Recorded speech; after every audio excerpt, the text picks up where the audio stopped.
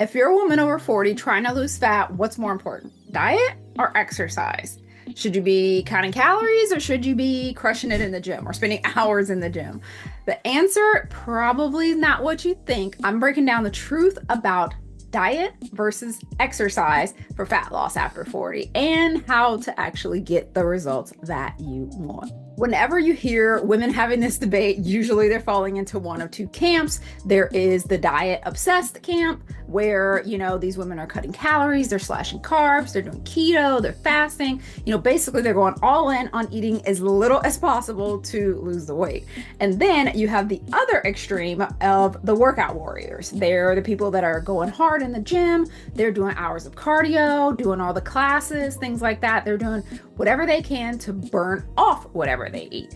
And honestly, neither of these extremes work. As with most things in the fitness industry, try to catch yourself when you find yourself pendulum swinging in the all or nothing camps, because neither one of those is going to work long term. So fat loss isn't just about eating less or working out more. It's about having the right balance of both things. So let's break it down. So first of all, here's the hard truth.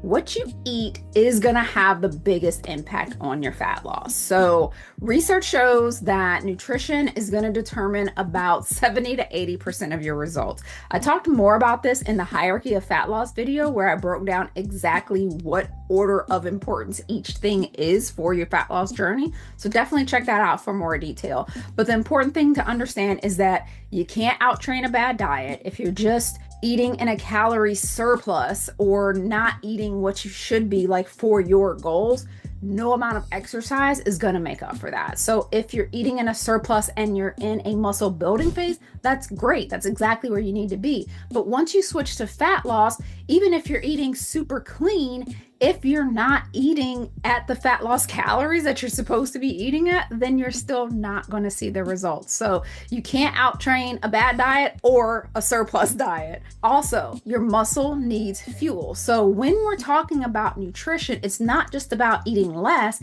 it's about making sure you're still eating in a way that's going to fuel your body. So yes, you want to be eating at a caloric deficit, meaning less than maintenance, but you still want to make sure that you're not eating too little, because that will start to make your body break down muscle for energy. If your body breaks down muscle for energy because of the fact that you're not feeding it enough, that's going to slow your metabolism down. So it's very important that yes, you eat at the deficit that you need in order to reach your fat loss goals, but within that deficit, it's not too steep so that you're not breaking down muscle, and you're eating enough protein, because if you're not eating enough protein, that's also going to signal to your body to start breaking down those muscles, because it'll just take the protein that it needs from your muscles. Your body needs what it needs in protein, period, end of story. If you don't give it to it, it's going to take it from your muscles, and that equals a slow metabolism. So yes, diet is critical for fat loss. It's such a crucial component that you don't want to skip it in favor of just working out, but that also doesn't mean that exercise doesn't matter. So the exact same way that when we're looking at the way that you eat, we're really catering to the muscle piece of the equation, your workouts can also make or break your long-term success. So let's talk about why. So if diet is the main driver of fat loss, then why even bother with exercise? Well, because what you do in the gym determines whether you lose fat or whether you just become skinny fat. Skinny fat is a term that's used when a person is leaner looking, maybe with clothes on, or if you're not checking their body fat percentage, but they have a higher body fat percentage than someone who maybe looks bigger than them. So when you are not working out in a way that caters to your muscle, you are at risk of becoming skinny fat. And this is something that may be happening all along, but then as soon as a woman starts hitting those like perimenopausal, menopausal years, it begins to show. That's when you start seeing that gain around the midsection, where you start seeing a little more fluff than you had before. And the thing is that it was happening all along. You've been losing muscle while gaining fat. That's when you start to experience that skinny fat territory. So it's important to know that when you are exercising after 40, yes, diet comes into play. When we're talking about exercise, you want to make sure that you're strength training. Strength training is going to prevent muscle loss. So after 40, you're naturally losing muscle. every year. So if you're not actively engaging that muscle, if you're not actively building more muscle, then you're going to have a slower metabolism. Less muscle equals slower metabolism. Always remember that. So when we're looking at the types of workouts, we want to make sure the strength training is still included in there. Not only does that mean that you're able to maintain your muscle mass, but it also means that more calories are going to be burned at rest. Lifting weights means that you're burning calories all the time, and muscle is more metabolically active, which basically means it burns calories when you're just sitting here talking.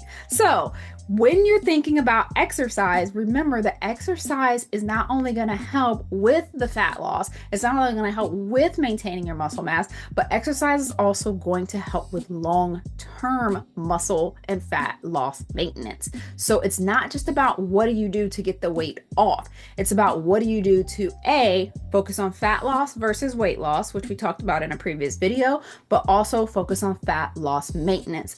Most people who lose weight and keep it off are consistent with exercise. And if that exercise is strength training, then now you're consistently keeping the fat off and keeping that metabolism high. So remember, yes, diet is going to get you to your fat loss goal, but strength training is going to also make sure that you look good when you get there, you feel strong when you get there, and that you keep it off afterwards. So that's going to be a big thing.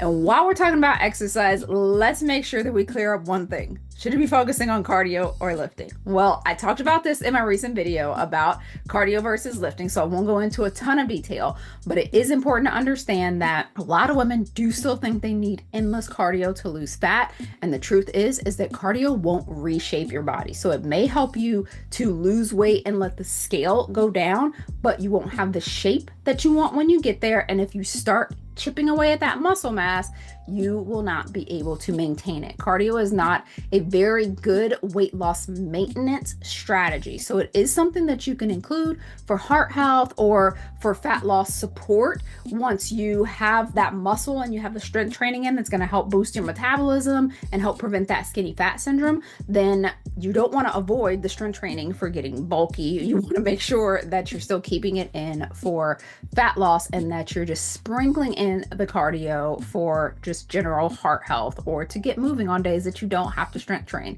because it can help with recovery. So what matters more, diet or exercise?